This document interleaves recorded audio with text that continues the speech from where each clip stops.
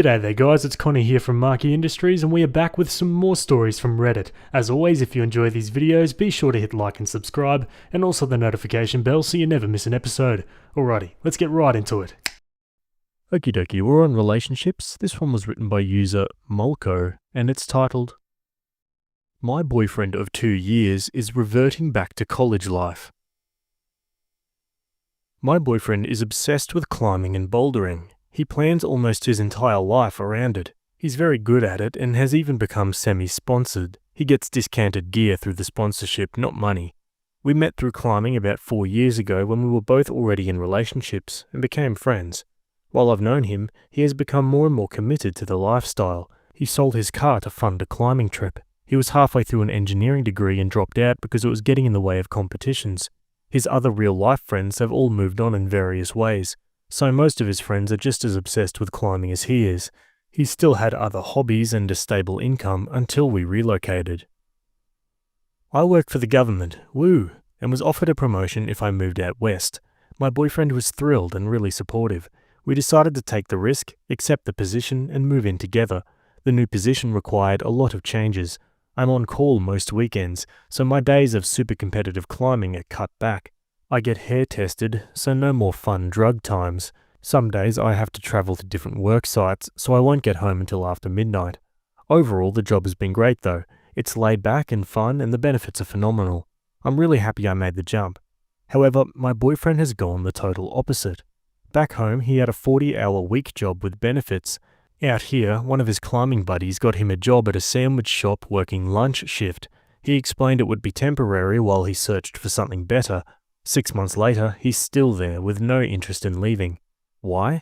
Because it works great with his climbing schedule and all his co-workers climb. In his defense, he lives the absolute bare-bones lifestyle. No car, no insurance, minimum possessions. He can get by on very little, which is financially responsible for his income, but he also has no savings.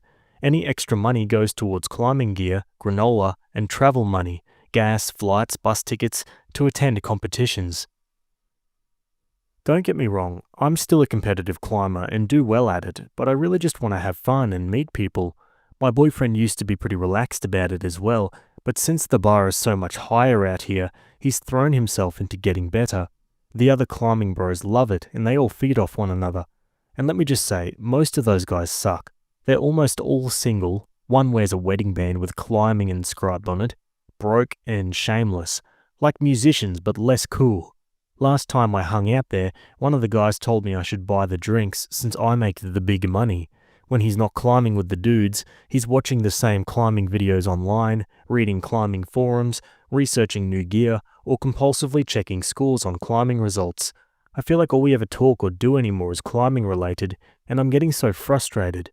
I've talked about making plans to do other things, but he won't commit because he's waiting to hear about climbing. No car means you're tied to the guy driving out. I even tried to plan a trip to New York City for his birthday, but he says he doesn't know if he can go until he figures out whether he has enough points to attend a world's-level climbing competition in August. And then, even though I'm on birth control, I get pregnant. He's supportive in small ways, but is reluctant to cancel a climbing date to go to the gestational ultrasound. When we talk about options, he says he doesn't think we're in the right place. I've never given much thought to having children, but feel this little heartache at his answer. He thinks I'd be a great mum. He wants to have kids someday, just not now. I talk to my parents and friends and decide to terminate. He comes to the procedure and the doctor tells us I couldn't have kept it anyway. My boyfriend is visibly relieved. Now his tone is, we had no choice, we couldn't have had it anyway. He's moved on, but I'm still pretty sad about it. Reddit, I want to talk to him about all of these feelings. We're really growing apart. While I still find him attractive, I don't want to have sex anymore. I'm afraid I'll become pregnant again, and since nothing in his situation is changing, he'll still choose climbing. He's become the people we used to joke about, the people who live in a van or a tent at the prime climbing spots and eat, sleep and breathe climbing. On one hand, I'm glad he's happy out here, but on the other, I've found myself having a harder time relating to him. It feels like something we used to have in common has become really divisive. My parents are furious as he spoke to them before we left about being committed to building a future together, and they don't understand why he's backsliding. For the matter, I don't either. I told him last month that I didn't want to hurt his feelings, but I thought his lifestyle was pretty disappointing. He said he would look for different work, but hasn't even tried. In the climbing mansion, an old house with 6 climbing dudes living in it, near us, a room is opening up. I'm seriously considering asking him to move out and live with his buddies. However, the other night he told me he was really happy with us and wanted to discuss the future. I'm so confused. I love him and want to support him, but his lack of ambition is such a huge turn-off. How can he even bring up the future when the only goals he has are all centered around some crazy sport that could easily end if he hurt himself? How do I talk to him about this without hitting below the belt? I want to do it soon because he asked one of my close friends about ring shopping. Good sweet lord, I don't want to get engaged right now. Help! Yeah, to me it just sounds like their priorities have just drifted further and further apart.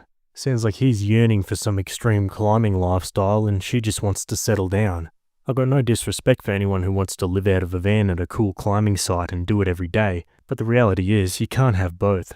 Let's go to the comments. Man, this is tough. I have a huge hippie tendency myself. I'm a climber and can totally understand what he's fallen into. The vagrant climber lifestyle is so carefree and relaxing. It's hard to imagine going back to a 40-hour work job. Honnold is such an icon in that regard. I've fantasized about having such a life, but I have responsibilities that prevent me from doing so. The best advice I can give you is to be honest. Tell him you aren't able to follow him in this lifestyle. Either he reins it back, or you agree to split amicably due to incompatible lifestyle goals. It's a perfectly justified reason to break up, and better for both of you in the long run. Quote, however, the other night he told me he was really happy with us and wanted to discuss the future. Great. Take him up on this and set up some time to discuss it. Tell him everything that you've posted here. Talk to him about what your future looks like, whether he'll still be living a nomadic climbing lifestyle, and how you guys would support yourself, whether he wants kids. Make it clear what your needs are. Tell him your goals for your life. Tell him what you want. Tell him what you need from him before you take any extra steps. Talk. I think you should talk to him about all of this, and it does look like you've grown apart, and that's okay. Better to know now than to get saddled with a marriage and a child, because extracting yourself becomes so much harder. I think showing him this post is a great idea. Good luck. Please keep us updated. Yeah, pretty unanimous in the comments there. Have a talk. Let's go to an update. I didn't think people would care that much about an update, but I keep getting private messages asking what happened. I've gotten more messages than responses on my post. Apparently a lot of us have dated climbers. For the sake of ending the story, here's how things went after our post. Work had slowed down a lot, and while I was still putting in overtime here and there, I wasn't really travelling to work sites. We were spending more time together, and I felt like one night in particular was a good time to bring up the subject. The conversation went okay. I told him I was frustrated that he keeps talking about finding a new job, but never follows through. I brought him 2 different work flyers that I thought would be right up his alley. One was for climbing up cellular reception towers. Come on, even I think that sounds intriguing. And the other was for an engineering assistant. He basically said that he knows there's no future at his current work, but it pays enough for him to get by, and he's having fun. Well, I told him I understood, but I was thinking that maybe we should stop living together. This turned into an argument about chores, money, and, the big one, what we wanted out of the future. He reiterated that he wants kids, marriage, and that he loves me very much, but he doesn't want to do those things right now. I asked him what would happen if I got pregnant again, and he said that was very unlikely. When I told him I felt that he had made climbing his #1 priority, he balked and said I was exaggerating. I threw open the closet door and pulled out all of the camping equipment he bought before we came out here, all still with tags attached. Unless I've used it, he hasn't come on those trips because he's been climbing. This is hundreds of dollars of gear untouched over an 8-month period. I pointed out his dusty mountain bike. He said he doesn't have a car. What about the Frisbee golf bag that's in his storage container? He hasn't had time. At this point, I just started crying. These were all activities we used to really enjoy and do together. I just feel like an idiot. I tell him I understand where he's at in his life and I want him to be happy, but I'm going to start looking for another apartment. We have a little over a month left on our lease, so at the end we can part ways amicably. He looks completely devastated. All he says back is, "If that's what you want." I found an apartment and will be moving out in a week. Things have been cordial enough. We share a studio and he keeps the bed, while I sleep in the closet on the camping cot. Hey, it finally got some use. He's moving into a climbing house, temporarily, he says. My parents are worried that I'm falling apart, but I feel okay. Sad, but okay. I still really care about him, but I've realized almost all of the stress in my life was coming from the energy I was putting into our relationship. Maybe it'll sink in when we finally do split ways. So there you have it. Yeah, something tells me he's not going to be in the climbing house temporarily. A breakup like this would make a climbing bro just climb more, would it not? But yeah, anyway, a pretty amicable breakup there. You like to see it. Obviously, they're both pretty upset right now, but I think they'll find it's for the best. Anyway, guys, that's the end of that story. Let me know your thoughts down in the comments. Either way, we're going to move on. Alrighty, sticking with relationships, this one was written by a throwaway account, and it's titled, How do I get my boyfriend to understand that I don't want to be her friend? My boyfriend Lee and I have been together for 2 years. We've been living together for 1. Before we moved in together, he was living with a friend from work, Kim. In the very beginning of our relationship, 1 to 2 months in, I was approached by a lot of his co-workers telling me that Lee and Kim used to hook up a lot. That of course made me feel uncomfortable, and instead of being an adult and talking about it with him, I got drunk one night and had a breakdown. Not my finest moment, and I've apologized to both him and Kim about my behavior. Lee assured me nothing ever happened between them and that it was just workplace gossip. I completely believe him, and even if he did sleep with her, it's in the past and he's completely committed to me. After we moved in together, his contact with Kim dwindled to just the workplace and occasional get-togethers with mutual friends. Unfortunately, Kim was not so forgiving about my little immature moment. I didn't have the breakdown in public or around Kim, but Lee did tell her about it for some reason. I wasn't too happy about that, but I made it a point to try and take Kim out to lunch and drinks and apologize. I thought all was well, but apparently it's not. Over the last 2 years, Kim has been nothing but awful to me. If we're all out to dinner, she ignores me, rolls her eyes if I start speaking, will cut in front of me as I'm speaking to people like I'm not even there. Whatever, I get it. I tried to be nice, but I'm not her biggest fan either. What has really set me off is the fact that Kim is above Lee in management and is in charge of expansion. She has approached Lee multiple times about going to open a new branch of the company in a city that is 3 hours flight from where we live. Now, opening a new branch for this company requires the person to live in that new city for at least 2 years, and she's put Lee's name in the running, even though he's told her straight up he does not want to go. I'm frickin' livid, and surprisingly, he is too. But he doesn't see it as a slight towards me, just that she'd like someone experienced to open the new branch, and he's the most experienced in the company to do it, so it could be that. But I don't know, I feel there's another motive as well. After all of this, Lee still wants me to try and be friends with her. I have told him that a friendship between us just isn't in the mix. I've tried everything to get her to like me, thrown her surprise birthday parties, moved her into a new apartment while she went back to her home state for an emergency. I even bought her a tour at her favorite distillery, all to no avail. I'm done trying. I've told him that I, in no way, want him to stop his friendship with her, but I would rather he not talk about our relationship with her, and that I'd rather not be in a room with her or have dinner with her unless there isn't a sizable crowd where I can pretend she's not there. I can deal with her at birthday and holiday events, but besides that, I really don't want to be around her. He's obviously hurt that we can't seem to get along, and he keeps trying to push me to be her friend. Apparently he still thinks that she needs more time to get to know me and see how sorry I was about a mistake I made 2 years ago that I've tried so hard to correct. So my question is, how do I get Lee to understand that Kim and I will never be friends and that I really just don't want to be around her if I can manage it? Let's go to the comments. WTF girl, this doesn't make any sense. Why would she be this upset over a BS thing that happened years ago that had no lasting effect on any relationship? Something is fishy here, and it's definitely not on your end. You have nothing more to do to get her on your good side. You've done more than enough. Throwing her surprise parties? Like, wow, very nice of you to do for someone who is barely a friend, lol. Like, she's just a rude person if she's still acting like this. Is it possible that maybe she actually does have feelings for him, and he's just in denial about it? Why doesn't your boyfriend talk to Kim about any of this and have her also try and open up? Has she done anything close to what you've done to try and be friendly? Seems to me like this is no longer your problem, and it also seems like Kim isn't very interested in being friends either. I say, if your boyfriend cares so much, then he should talk to her about it, or he needs to just accept that you guys aren't going to be friends and let it go.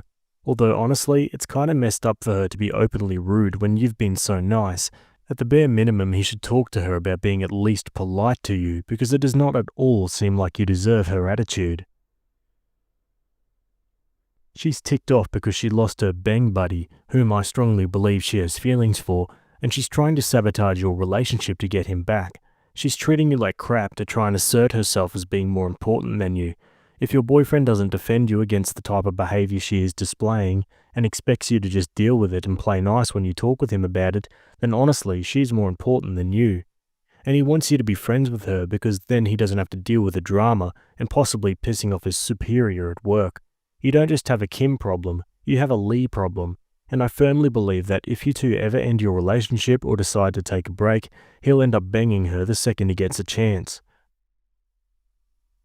Well, okay, there's a lot to unpack here.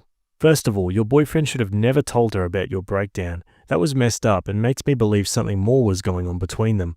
Secondly, the advice that I wish I could shout at almost every single person who posts in this sub: grow a backbone. Seriously, why on earth would you ever do so much to make up for your breakdown? She should have never known about that. But even more so, you didn't confront her, so you have nothing to apologize for or feel sorry about. She sounds like a total freaking nightmare, and you totally caved by doing all of that stuff for her. She knows how much you wanted her to like you, and she's the type of person who probably gets off on watching that happen, knowing damn well she's going to continue acting like a massive bee. Now, your bigger issue here is your boyfriend. He seems like a real gem. I'm sure you love him and he's the best, whatever. Stick up for yourself and let it be known that you'll not be doing a damn thing for this woman, and that you cannot for your life understand why he would want to be friends with someone who treats his girlfriend so awfully. Frankly, they were probably banging and now she's his boss. He doesn't want you to know, and he also wants to keep his job. If he's not willing to tell you the truth, back off from her friendship and acknowledge your feelings. He is not the one for you. People who love you don't act like this. Do right by yourself and demand some respect. Whew, harsh words, but hard to argue. Okay, Opie updates 12 days later. So it wasn't really popular and I didn't really respond in the thread, but I did read all the responses. I appreciate the time people took to reply and give their advice, as well as the people who DM'd me and really helped me figure out the situation. So to start off, I talked to Lee to really get down to whether or not he did sleep with Kim. He swore again that it never happened and he would have no reason to hide it if he did. I asked him if maybe Kim had a thing for him that he didn't know about, and he thought about it and figured it could be true. I told him again why I didn't want to be her friend and how I didn't like the way she treated me.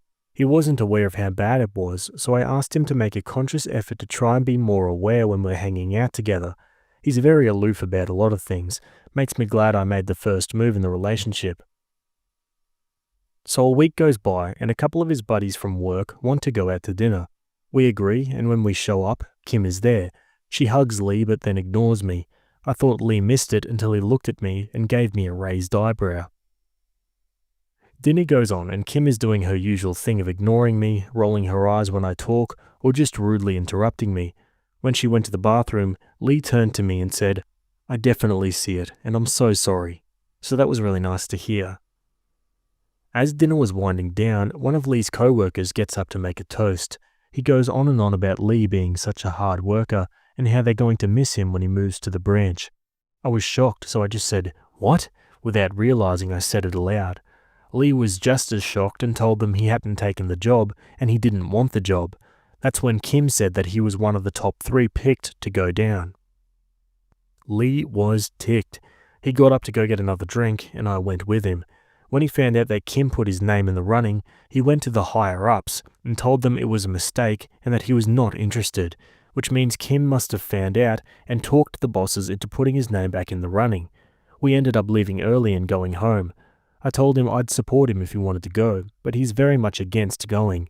He now sees why I didn't want to be friends with her and why my assumptions about her were completely true.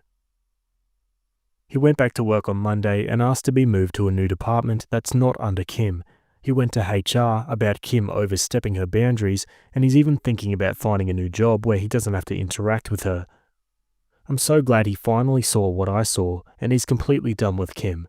I'm excited to see how losing her will help improve our relationship in the future, and he promises to be more aware of how his friends treat me and to respect my wishes and not force a friendship on me if I don't want it. One comment says, "Now that your husband has taken back all control from her, you need to take steps and protect yourself in case she lashes out. Make sure you lock down your social media and block her everywhere so she can't see what you're up to. Check locks on your doors and consider installing security cameras in case she goes full psycho, since she knows where you live. If she is his manager, she has access to a lot of your husband's personal info, including date of birth and possibly social security number. Keep tabs on all of your accounts and make sure she doesn't misuse that info to put him at risk of identity theft. It's good that your husband talked to HR, so hopefully she can't do much damage at work. He still needs to be vigilant though, and avoid being one-on-one with her in case she tries to accuse him of something. I know I sound paranoid, but with her level of crazy, it's better to be safe than sorry." Opie replies, "Definitely didn't think about any possibility that she could go postal, but you're right. We should be aware and be ready for anything just in case. I might ask that we get security cameras that we can take with us because we plan on moving to a new place in a couple of months. I'll definitely let him know to keep an eye on his personal stuff and keep checking in with HR if he notices any difference in her behavior at work." Wait, they're ex-roommates and she's his boss? Were they roommates first or co-workers first? Opie says they started at the company at the same time and became friends as co-workers. Then they moved in together and became roommates. After a couple of months, Kim went out for a promotion and got it. That's how she became his boss. "Those hookup rumors, did Kim start them?" Opie replies, "I'm assuming they did, or other people. It's hard for some people to see two attractive single people of opposite genders living together and not think they're hooking up." How did Opie's boyfriend miss all the signs with Kim? He's a pretty clueless person most of the time. He didn't know I was hitting on him for the first month of knowing him.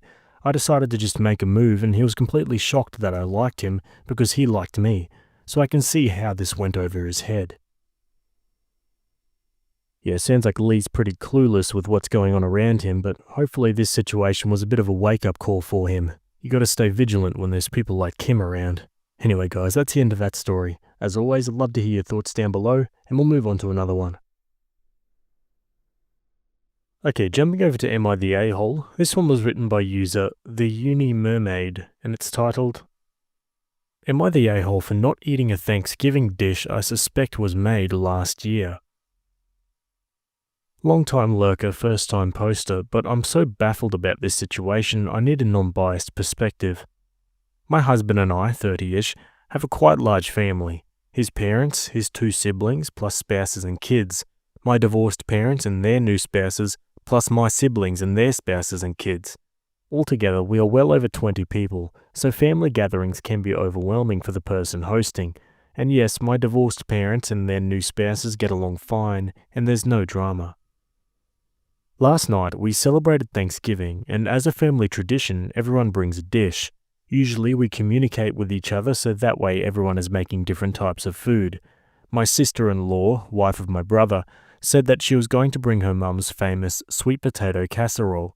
I thought it was very nice of her since her mum passed away this year, and she was honouring her memory by making her recipe. However, once I saw her dish, I truly think she brought last year's leftovers. Instead of a big pan, she brought several small and medium containers of sweet potato casserole. Although it did not smell weird, it was very dry and just didn't look like a regular one. I didn't try it and discreetly told my husband my concerns, who also did not try it. Once Thanksgiving was over, my mother-in-law called me saying that my sister-in-law was upset because she noticed I didn't try her dish. I told my mother about my fears, and she said that I'm just too picky with food, and there's no way a frozen casserole could last a year without having mold. I pointed out that the several containers could mean she cut the good parts and left the moldy ones. After an awkward silence, we decided to agree to disagree and hang up. I feel bad for my sister-in-law, but I truly could not bring myself to eat something I'm not 100% sure is safe. So, am I the a-hole? Yeah, that's pretty bizarre. I probably wouldn't eat it as well if I had those concerns, but who gets that butthurt over someone not, eating your dish? Surely there are bigger things in life to be concerned about. I suppose not. Let's go to the comments. I would not have eaten it either, not a chance. It's odd that something wouldn't come in one dish. Opie replies, that is one of the things that made me uneasy. It was not that she had to make the dish unexpectedly, so why the several containers? Shaking my head. I personally think it's more likely that she's just not good at making the dish and for whatever reason made it in the smaller dishes. Maybe she doesn't own a big one, maybe it was occupied. Rather than coming up with a whole elaborate story in your head, why wouldn't you have just asked about the detail that was concerning you? Not in a, I think you're trying to give me food poisoning way, but in a curious and making idle conversation way. Also, although many leftovers would not taste as good after a year in the freezer burn yo, they wouldn't be moldy, and if the freezer was working properly, the food was unlikely to make you sick, especially something like sweet potato. You don't have to try everyone's food, but I think you massively overreacted here. Opie says, I didn't ask because I didn't want to be put on the spot if the answer was, I reheated last year's food. I think there is something actually wrong with the Opie's freezer. She thinks that mold in a freezer is inevitable. Opie replies, Hi, my mum was the one that made the mold comment, not me. I'm not even sure what she said. I don't cook on a daily basis, my husband does, and the leftovers of the night are usually eaten the next day at work lunch, so I've never frozen any cooked food. The funny part is that at a party I always make flan. This is where I feel like Opie is not the a-hole for not trying the dish, eat what you like, but they absolutely are an a-hole for concocting this story about it being last year's food that she could cut mold out of and put into smaller dishes and spread this nonsense to other family members. That's some poisoning the well bullcrap. I'm assuming Opie doesn't think very highly of sister-in-law at all. Opie replies, Thank you for your input. I only said it to my husband and was very discreet about it. I mentioned it to my mum after the party, and only because she called me about it. I love my sister-in-law and didn't want to put her on the spot. I actually feel bad that she may be upset. Can I ask a potentially misguided question? Why would it have been a big deal if the answer was, I reheated last year's food? In that case, it would only have been in the freezer for a year, and it would have been an opportunity for her to share a memory of her late mother cooking it last year. Opie replies, Personally, I would not eat a casserole that was frozen for a year, which was my suspicion and why I just skipped it. I felt if I had asked in the middle of the party and got that response, some other family members would have also skipped her dish, which would have made her feel bad. Opie clarifies further. Hey, thanks for taking the time and sharing your thoughts. Just a few things. I did quietly just skip her dish, and I also discreetly told my husband. As said, we are over 20 loud people with the kids, so I thought it went unnoticed. My mum called me after the event was over. I didn't reach out to her. I was honest with her as to why I didn't eat the dish. My sister-in-law was not visibly upset at the party. She mentioned it to my mother after the event, which made my mother call me. I don't know who ate what, and I didn't ask my mother if I was the only one my sister-in-law noticed didn't try her food. However, I appreciate your input about her mental health and will check on her. I love my sister-in-law and care for her, so I definitely want her to feel supported. Another comment says, not the a-hole. Let's say for argument's sake that the casserole was made yesterday on Thanksgiving. If you just decided you didn't want sweet potato casserole, you'd still be in this situation and you'd still be justified in not eating it. Either way, the person who made the dish should not be closely monitoring who took some. That's very strange. Eat what you want to eat at these types of gatherings. Yeah, I tend to agree with that last comment there. I feel like a lot of people are reading a bit too much into it, like it's not that deep. Let's go to an update, 12 hours later. After spending my whole morning reading and answering your comments, I decided to pass by my mother's house and have an in-person talk with her. I read her some of the comments on the original post, and she thinks the internet is a strange place. We agreed that I can always come and tell her what I think truthfully. She has not talked to anyone else in the family about the yam debacle. We decided to call my brother and ask if we can go to his house and have a talk with him and my sister-in-law. He said to brace ourselves and come with an open mind. When we got there, my sister-in-law started crying uncontrollably. and my brother took us to the kitchen, which was a mess. Long story short, they were indeed leftovers, just not a year old. I guess sometime before her passing, sister-in-law and her mum had made several family recipes as a bonding experience.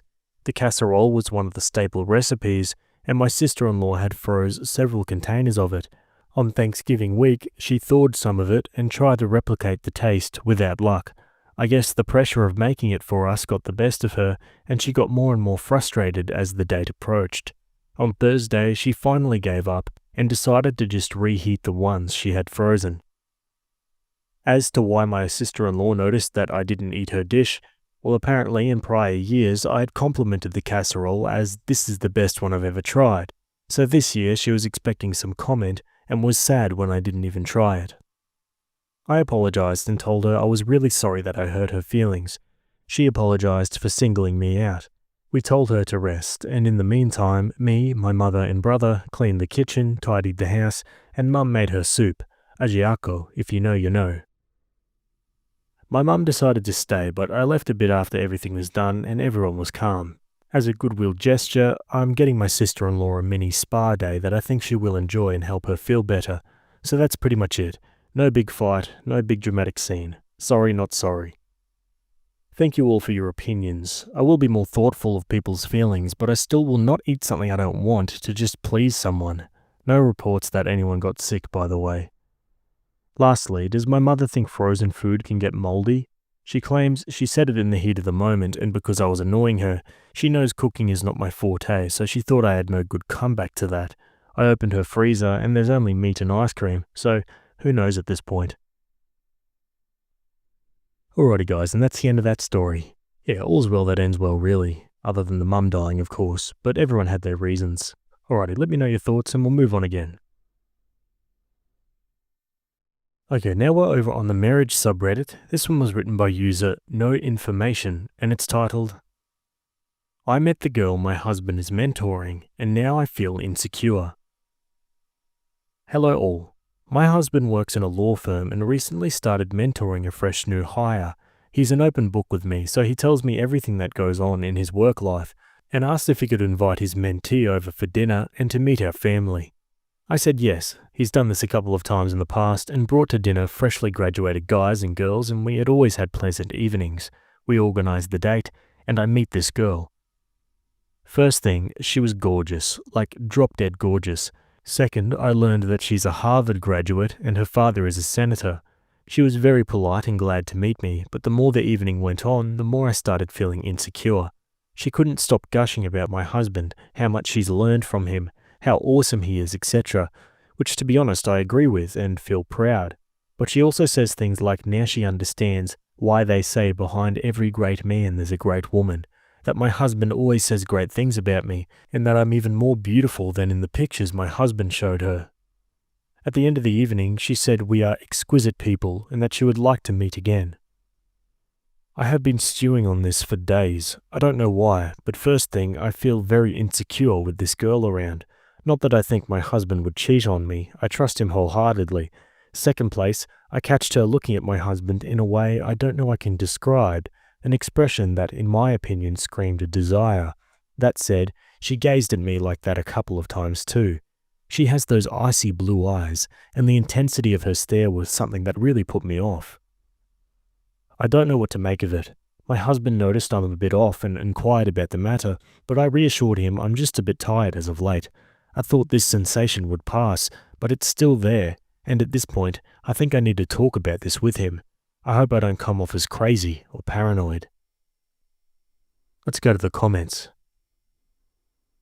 You're scared about her beauty and brains. Opie says, could be. Definitely, I felt intimidated by her. The commenter says, I got no indications that he's cheating. Sounds like a normal thing he does. Opie says, I'm not accusing him of cheating, and I don't think he ever would. It's something else that bothered me. I don't know. At times, I feel like she was eating him with her eyes. She's being polite and sucking up to you. She's looking at you both with admiration, so your husband will tell the whole office how amazing she is, and she'll get rave reviews. Sleep well at night knowing this 25-year-old is just doing everything she can to get ahead in her career. Banging your husband would be a career ender. How many young single guys would be chasing her? Loads. And that won't ruin her career too. She's not going to do that to herself. I'm just going to say that Jolene could not have taken Dolly's man if he wasn't takeable in the first place. It doesn't matter if she looks at your husband with desire. He has to return that desire for an affair to happen. If you trust him, then put the matter to rest. It will be okay, no matter how gorgeous or smart she is.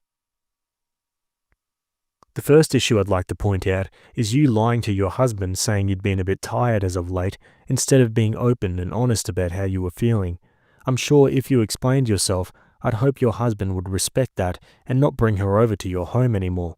However, as far as harbouring any hopes of him discontinuing his mentorship of her, I think it would be incredibly unfair for her to miss out on the tutelage she deserves at her new place.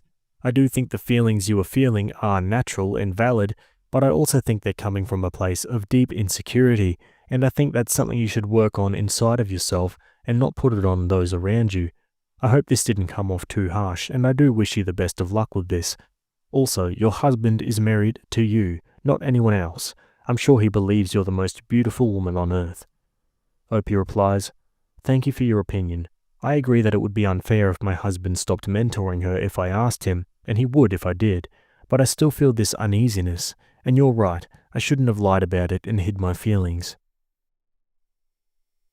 Okay, now for an update. Hello guys, I wanted to update you all on my situation. Turned out my husband and this woman were really having an affair and we're getting divorced. Nah, just kidding, sorry. What really happened was that after I read and reread all the responses I'd gotten, I thought on all of it, took some steps back and took a big breath.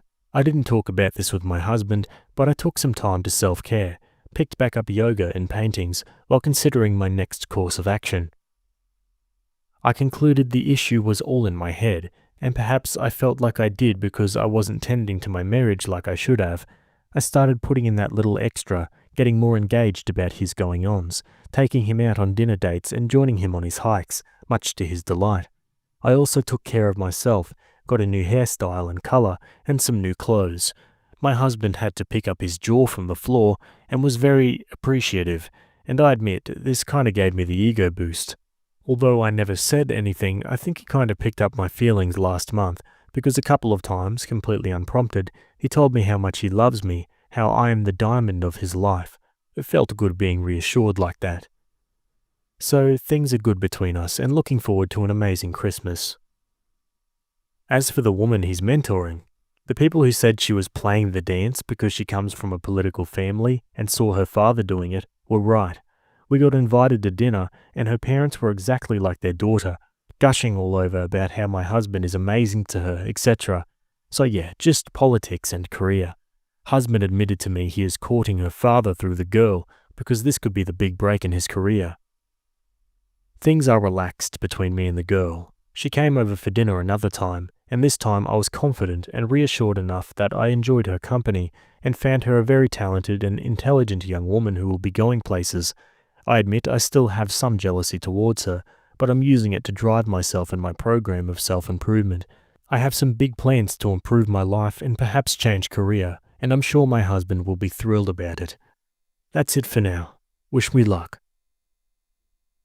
Opie adds in the comments, I want to add that my husband never did anything to make me feel insecure. He's always thoughtful and present with me. He stuck with me through thick and thin. It's just that at times my insecurities take the best of me, and I feel I am inadequate, that he deserves better. I know it's not true, and he doesn't feel like that at all, and it's something I have to work on. One comment says, Phew, your opening paragraph had me going. I was just about to go nuts on your behalf. I'm delighted that you've taken a step back and evaluated all of this, OP.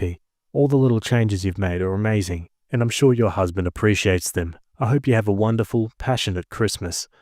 Opie says, Thank you. I realized this was a me problem. Husband and this girl did nothing wrong. I realized I was dissatisfied with a lot of things in my life, naturally not my marriage, and I'm looking to fix them. Another comment says, Before I got to the update, I was thinking the same thing many others were. This girl had been trained her whole life to engage with people, especially those who have something she could benefit from, like a mentor, in this manner. Being able to effectively schmooze, to read the room and figure out what people want to hear, and then turning around and telling them those things. Her entire life prepared her for moments like this one. If it walks, talks, and looks like a politician's kid. I give OP mad props for taking a deep breath and allowing herself to analyze her insecurities and what the root cause could be.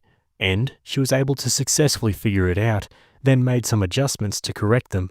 90% of people just cannot wrap their heads around the fact that what they are feeling are, in fact, insecurities, and are their own issue to deal with, instead of making them someone else's problem, let alone identify them, their root cause, and then do something about them. Way to go, OP. What a refreshing thing to see in an update. Having mentored first-year attorneys, I can confirm that they can be as hot as possible, and they're still like annoyingly non-functional baby horses just barely learning to stand. Nothing hot about having to redo their work and then patiently explain all the problems because you know it's not their fault. Alrighty guys, I'm going to leave it there. As always, I'd love to hear your thoughts down below. Perhaps you've got a similar story you'd like to share. Anyway, that's it from me today. I hope you guys enjoyed those stories. Thanks for making it to the end, and I'll see you all in the next video. Have a good day. Cheers.